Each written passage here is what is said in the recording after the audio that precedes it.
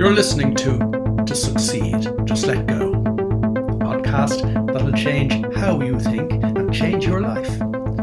I'm Willie Horton and I'm a psychologist, been helping people change their lives since 1996. Broadcasting from the French Alps, and delighted to have you along. Let's take this week's step in the right direction. Christmas is almost upon us.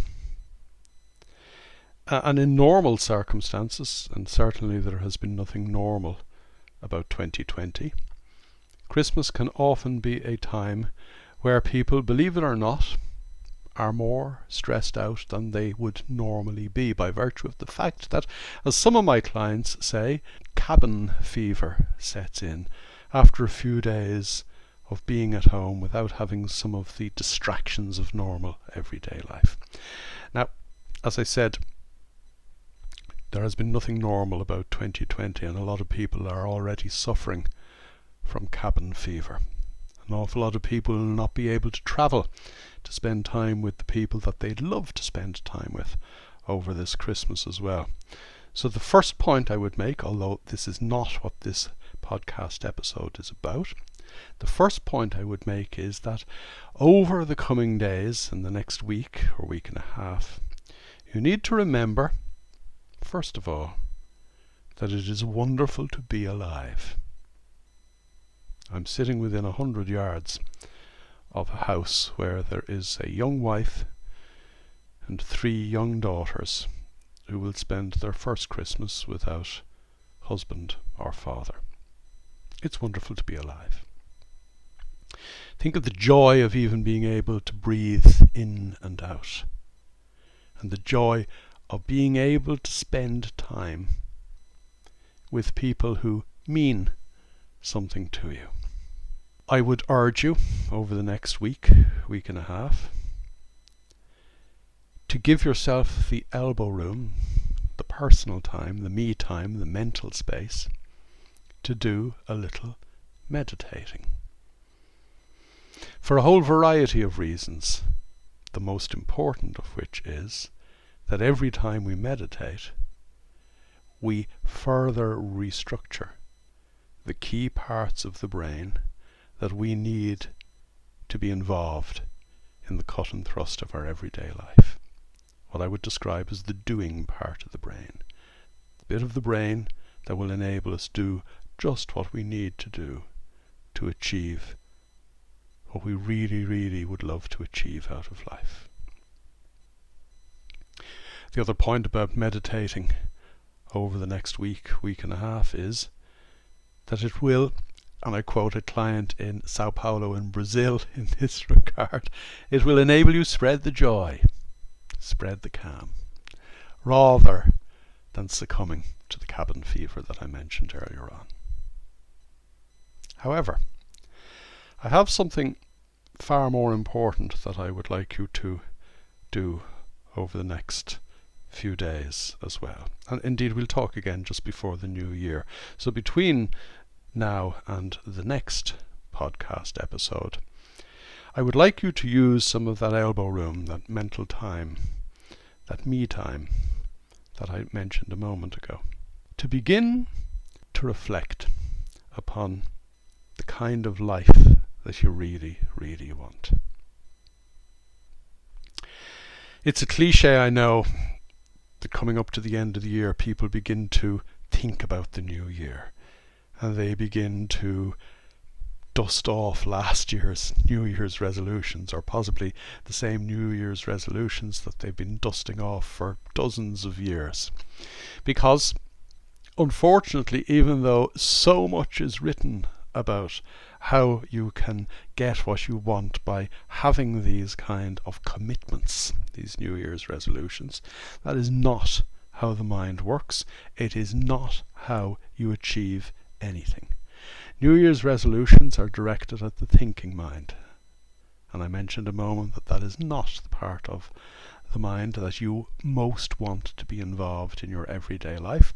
The part that you need to be involved in your everyday life is the doing part of your mind, the subconscious mind, the subcortical brain. New Year's resolutions mean nothing to the doing mind, for the simple reason that the doing mind doesn't understand words like wishing, hoping, or wanting. So for example, if you write down, I want to be 8 kilos lighter by Valentine's Day, the subconscious mind will neither understand the want bit nor understand the time bit, because the subconscious mind only understands the present tense. As we've said before, and as I will explore in a later episode, I'm sure I will, the subconscious mind doesn't understand what either psychology or quantum physics calls the arrow of time. The arrow of time clearly we intellectually understand as moving from the past through the present to the future. Subconscious mind doesn't differentiate between past or future. It thinks everything is in the present. So if I say to my subconscious mind, I want to be 8 kilos lighter by Valentine's Day, that's 6 weeks from now. And the subconscious mind, maybe it's 7 weeks, I'm an accountant, I can't add or subtract. The subconscious mind doesn't understand that span of time, in the same way as if you were ever asked at an interview, where do you see yourself in 5 years? You know, the rubbish questions that HR people ask. It's a totally and utterly meaningless question to the part of your brain that will enable you get you to where you really, really want to go. So for starters, I want you to completely discard the notion that you need or should even have New Year's resolutions for 2021. Now I know, because of what I've just said in relation to the arrow of time, that a lot of my clients say to me, well, why do I even need to think about the new year when the 1st of January is just a date on a calendar? It's an artificial starting point. Surely every day is a starting point for the new life that I want to live. And my answer always is that actually it's not every day, it's every now.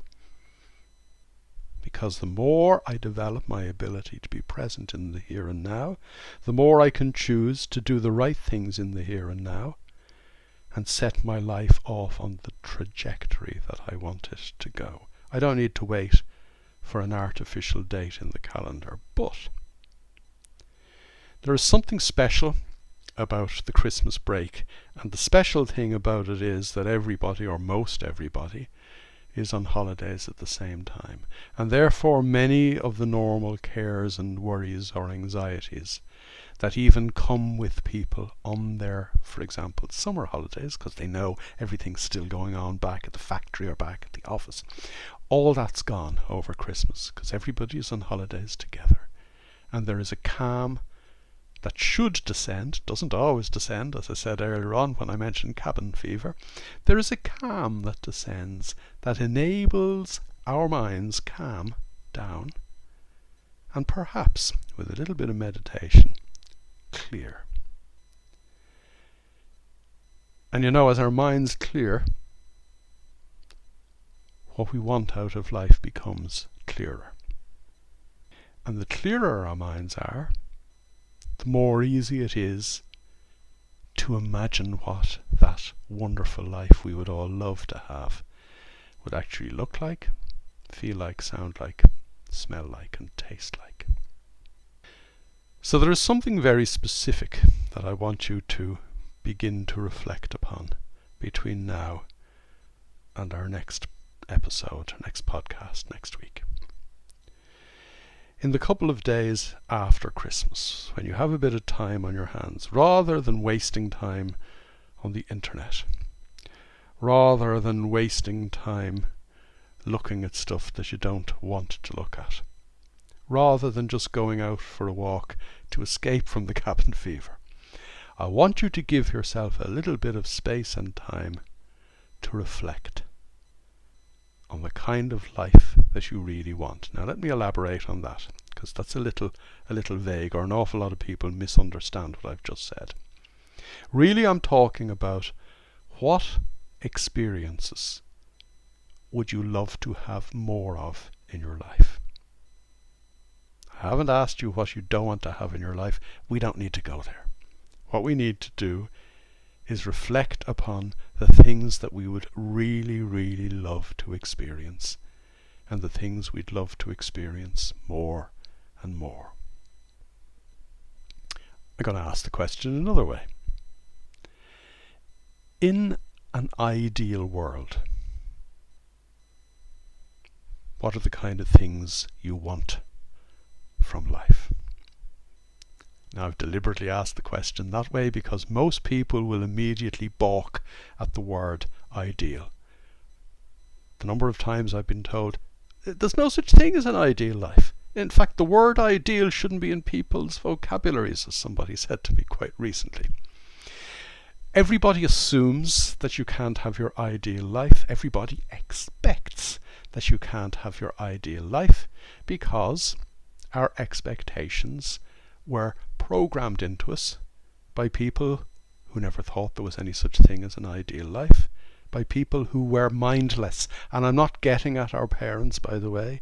Most parents, mine included, brought up their children with love, care and attention with the best will in the world. But because of the way the normal mind works on automatic pilot, they did things for us and to us that gave us lower expectations than we should really have of life, and most importantly, of ourselves.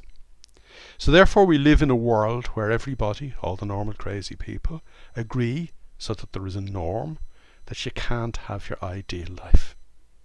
What kind of half-wit would expect to wake up in the morning and have an ideal day? I'll tell you the kind of half-wit. The kind of half-wit that actually expects it to happen. Because, as we've said before, we perceive and achieve what we expect to perceive and achieve. This has been beautifully demonstrated by neuroscience. You simply don't see or hear what you don't expect to see or hear. It simply goes straight through your head, in one ear, out the other, in one eye, out the back. You simply do not see, experience, feel, or hear what you don't expect.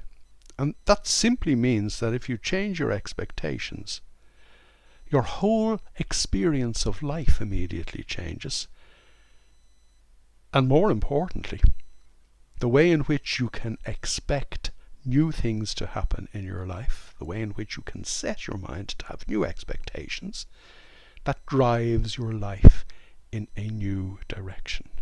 And rather than the mishmash of directions that were thrust upon you when you were young and impressionable by people thrusting their ideas on you, like the idea that you can't have an ideal life, now as an adult you can decide to give yourself expectations that you want, that you'd like to have in your life, that you want to experience. And that's why I'm asking you the question, in an ideal world, what kind of life do you want to experience? What kind of things do you want to have in your life? Who would you share those experiences with? Now, I've been asking this question of my clients since I started doing this on the 1st of February 1996.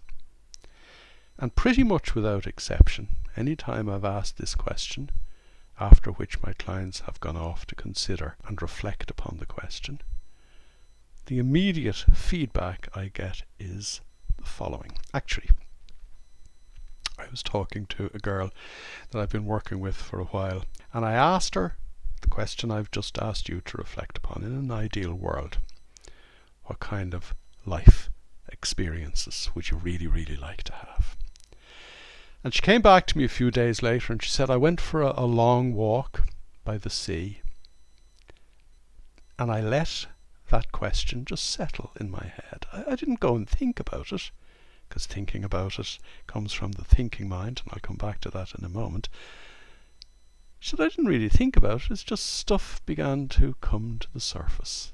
And the stuff that came to the surface was really, really exciting. But then I thought to myself, that's unrealistic.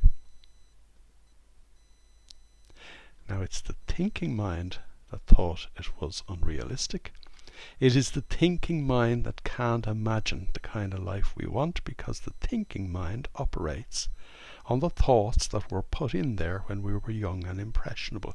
It'll never be able to understand, remotely understand, an answer to the question that I've asked you. It will never be able to imagine the kind of life you would really love to have, for the simple reason that the kind of life to which we are all entitled once we let ourselves loose of our own self-limiting beliefs is beyond the imagination of the normal thinking mind. But think about it, or maybe don't, reflect upon it. Because I've heard that unrealistic word hundreds of times over the last 25 years. That's unrealistic. That couldn't happen to me.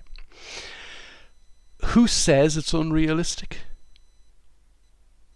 You see, the point about the thinking mind, the normal thinking mind, is that it's normal. In other words, there's a norm established by enough crazy people who got together and said, this is the way the world works. This is what you have to do to be a success. That's unrealistic. You need to be realistic. And the word realistic, by the way, when used by normal people, is a push down. You need to be realistic. But it's only normal people who have agreed on a norm of what is realistic and unrealistic. If I were to go up onto the ski slopes, they're not open this Christmas, but last Christmas, go up onto the ski slopes and tap on the shoulder one of these guys on a ski that has no legs.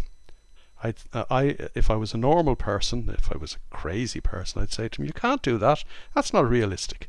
Or if I was to stop one of the blind skiers that you see skiing effortlessly and beautiful on the piste and say to him, you can't do that. That's unrealistic. He thinks it's realistic. He knows it's realistic because he's actually doing it. You need to be very careful about people who say to you, you can't have that, that's unrealistic. And most importantly, you need to be most on your guard against the voice in your own head that will tell you repeatedly, you can't have that, it's unrealistic.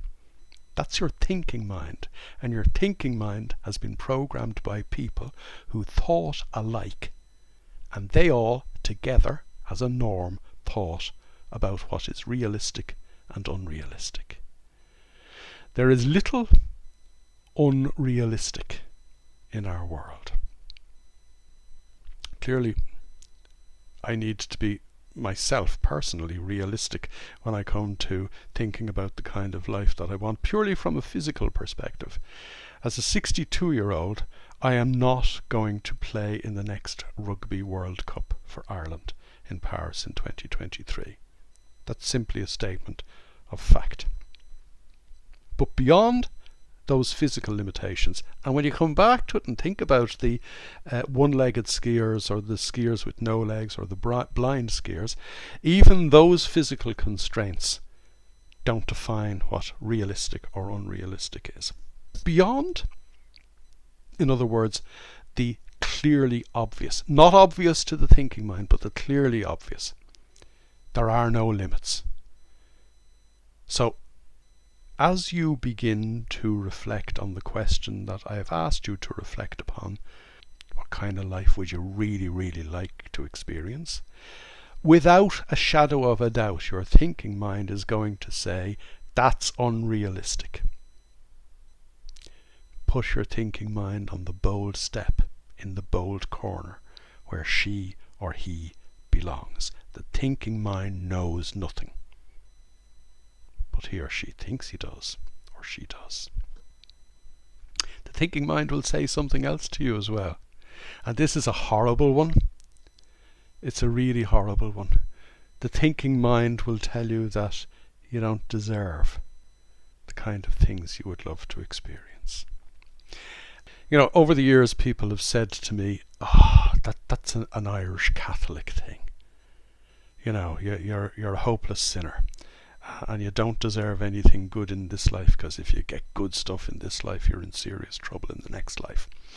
I said this to a group of people in Nottinghamshire a couple of years ago, and one of the guys in the room said to me, he said, "Oh no, that's not an Irish Catholic thing. You don't have a monopoly on that kind of thing. A good Anglican education will tell you exactly the same thing.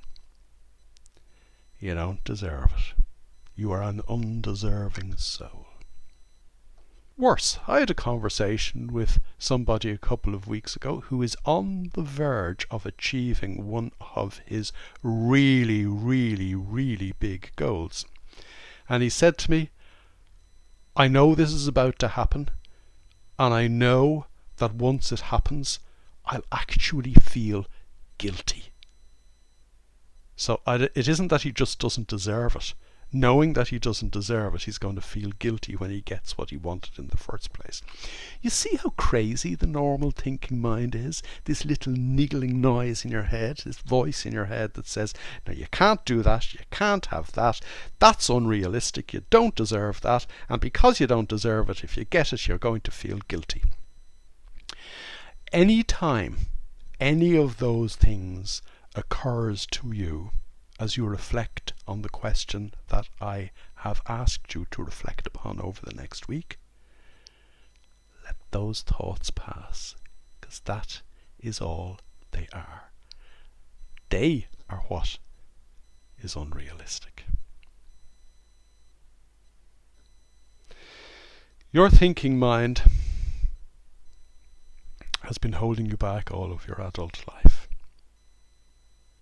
You know, I said earlier on that we only perceive and achieve according to our expectations. According to the research, 96% of people, and I think that's an understatement by the way, I think it's more like 99% of people on this planet live down to their expectations. And, you know, most people will say to me, well, it's not their fault. That is the way they have been programmed. That is the way they have learned. That is the way normal people travel in packs and live their lives. It is their fault.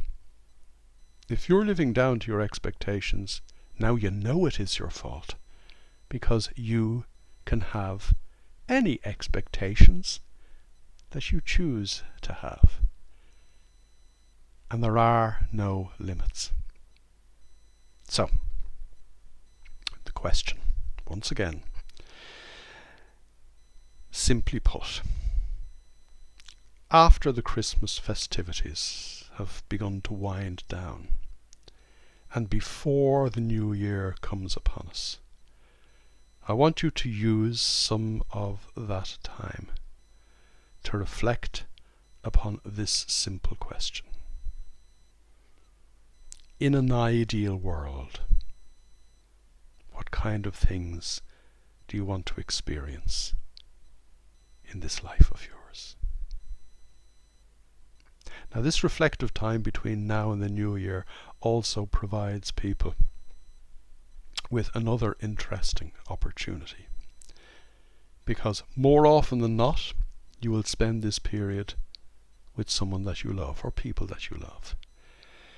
And no man nor woman is an island. Most of the clients with whom I work go further and faster if they have these kind of reflective periods together. If you actually toss around ideas together, husband, wife, girlfriend, boyfriend, the most joyful journeys in life are journeys that you share. The most successful experiences in life are joint ventures.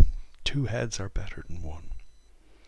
And it is in my experience over the last 25 years that the people with whom I've worked, who are working with somebody else, either a team in business or, more importantly, a loved one, they go further and faster because nobody is in their way and somebody else is actually supporting them, or indeed kicking them when they fall off the horse, because everybody falls off the horse in terms, for example, of meditation.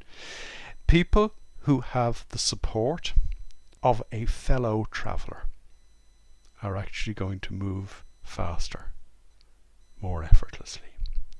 So in posing the question upon which I've asked you to reflect, you might consider posing that question to someone you love, someone with whom you are sharing life's journey to. Our lives are what we make them. We know for a scientific fact that how we perceive ourselves, how we perceive what's going on, how we perceive reality, in the normal course of our everyday lives, creates our response, our reaction, our behavior. And therefore, even the way in which the normal mind works results in our creating our own reality. Seeing as how you do create your own reality, why don't you create the reality that you'd prefer to have? Life is what you make it. Make it great. You've been listening to Succeed, Just Let Go. To get involved, join me in my Facebook group, strangely enough called To Succeed, Just Let Go. And for more information, visit www.willie-hort.com.